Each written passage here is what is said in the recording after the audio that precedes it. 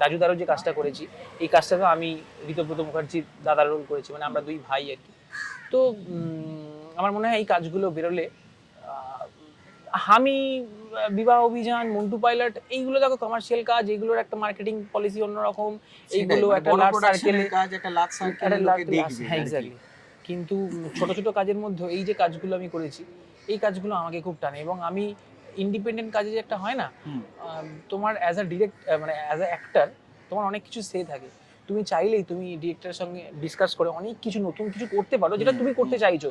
যেটা আমাদের কি হয়, কমার্শিয়াল একটু ধরো, একটু যারা বড় প্রোডাকশনের কাজ বা একটু বড় ডিরেক্টরের কাজ, সেখানে তোমার বলবো না যে অভিনয় করার জায়গা থাকে না, কিন্তু কোথাও একটা তুমি ধরো কি বলবো মানে যেখানে একটা মানে নতুন ডিরেক্টর বা ইন্ডিপেন্ডেন্ট কাজে যেই আর কি, মানে তুমি চাইলে একটু খুলে কিছু করতে পারো, বা তুমি একটু বলতে পারো যে আমি একটু এটা করে দেখতে চাই, এটা করে দেখতে চাই, সেই স্কোপগুলো কোথাও একটা বেশি থাকে। এর জন্য আমার ইন্ডিপেন্ডেন্ট কাজ কোথাও একটা, কেননা বড় প্রোডাকশনের মতো অত তামঝাম থাকে না, অত কিছু মানে এত মানে ডুজ অ্যান্ড ডোন্টস থাকে না।